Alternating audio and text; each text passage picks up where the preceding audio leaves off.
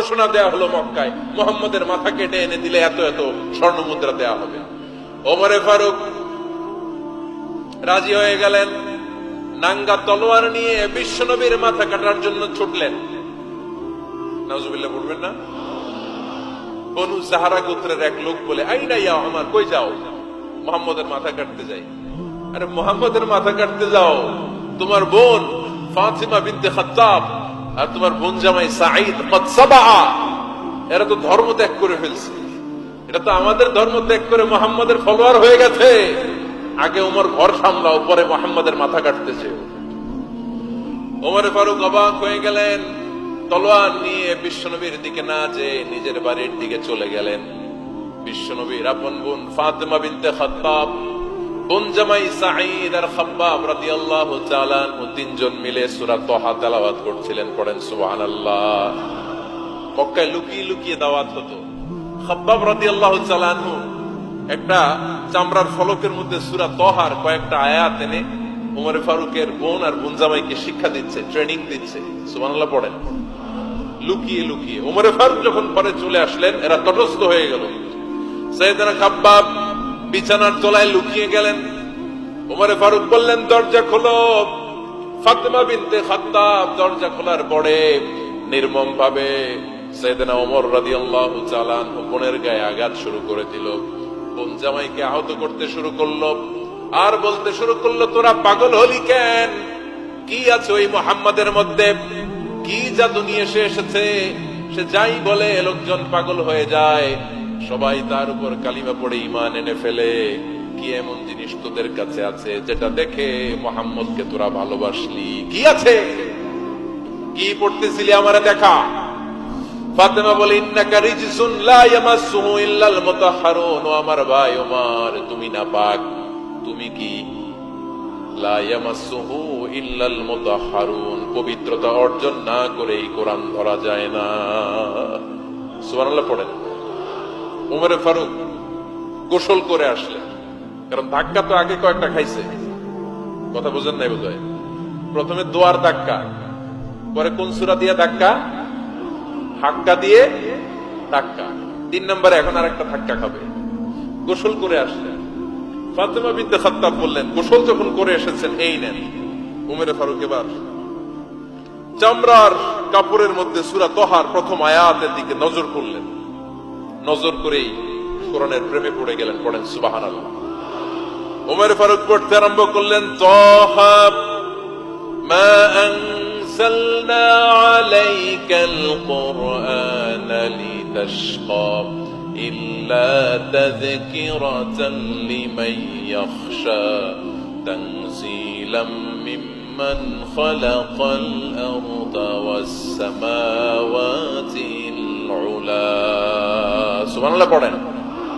উনি পড়তে আরম্ভ করলেন, তাহা মা আনজালনা আলাইকাল কুরআনা লিতাশকা, এই কোরআনকে আমি তোমাদের হতভাগ্য জাতি হিসেবে দুনিয়ায় থাকার জন্য পাঠাই নাই। এটা রব্বুল আলামিনের পক্ষ থেকে এসেছে। যারা রবকে ভয় করে তাদের জন্য আছে উপদেশ। যিনি আকাশ বানিয়েছেন, জমিন বানিয়েছেন, ওই আল্লাহ তাআলা নিজেই এই কোরআন পাঠিয়েছে। আওয়াজ করে পড়তে হবে, আল্লাহু আকবার। উনি খুব ভালো আরবি জানতেন। সূরা তাহা পড়ার পরে আর ধৈর্য ধারণ করতে পারে না। ওমর ফারুক ছোট্ট বাচ্চার মতো কান্না শুরু করে দিলেন। আল্লাহু আকবার। সূরা তাহাটা হাতে নিয়ে, তলোয়ারটা হাতে নিয়ে বিশ্বনবীর দিকে ছুটতে আরম্ভ করলেন। আইনা মুহাম্মদ, কোথায় মুহাম্মদ? তোমরা আমাকে মুহাম্মদের কাছে নিয়ে চলো। বিশ্বনবী তখন সাফা পাহাড়ের পাদদেশে দারুল আরকাম ইবনে আলকামের ঘরে লুকিয়ে লুকিয়ে কোরআনের দাওয়াত দিতেন। ওমর ফারুককে পাগলের মতো ছুটে আসতে দেখে বিশ্বনবীর চাচা হামজা ইবনে আব্দুল মুত্তালিব বলল, নবী আপনি পালান। ওই যে খাত্তাবের বেটা ওমর আপনাকে অপমান করার জন্য, আক্রমণ করার জন্য তেড়ে এসেছে। সাহাবীরা বললেন, নবী আপনি পালিয়ে যান, আমরা সামাল দেব।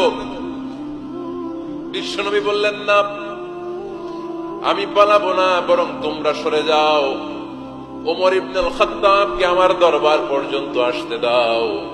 আমার তো মনে হচ্ছে ওই যে তাহাজ্জুদের নামাজ শেষে চোখের পানি ছেড়ে যে আমি আল্লাহর কাছে দোয়া করেছি, আজকে আমার ওই দোয়াটা কবুল হতে শুরু করেছে। আমার তো মনে হচ্ছে আমার দোয়া কবুল হবে, আসতে দাও।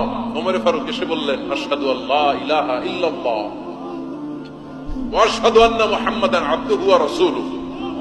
আমি সাক্ষ্য দিলাম আল্লাহ ছাড়া কোনো ইলাহ নাই, নিশ্চয় আপনি আল্লাহর প্রেরিত বান্দা এবং রাসূল। পড়েন সুবহানাল্লাহ।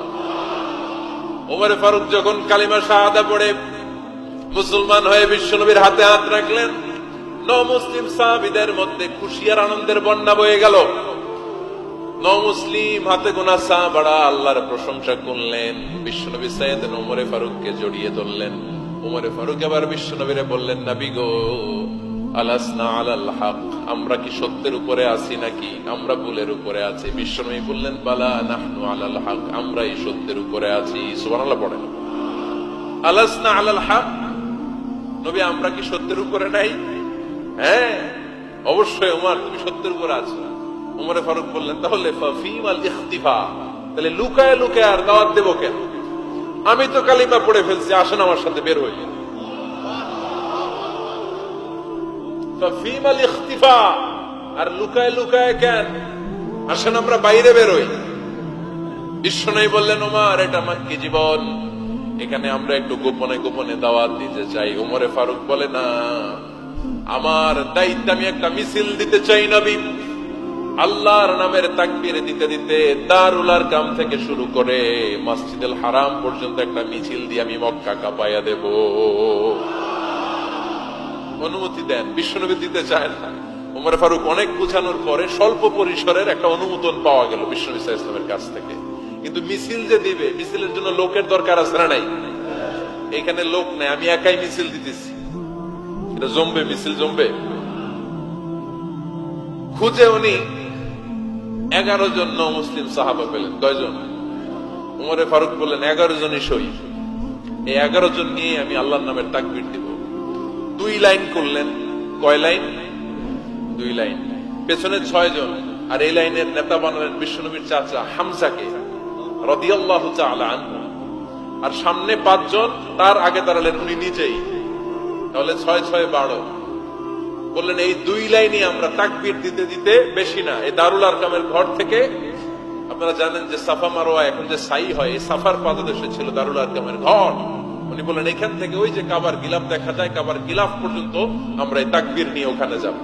সুবহানাল্লাহ পড়বেন না? ওখানে উনি দাঁড়িয়ে ছোট্ট একটা ভাষণ দিয়েছিলেন।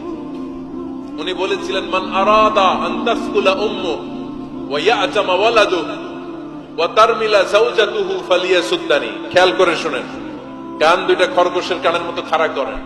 উনি এক বাক্যের একটা ভাষণ দিলেন। ভাষণ দিতে জানলে বড় ভাষণ দেয়া লাগে না।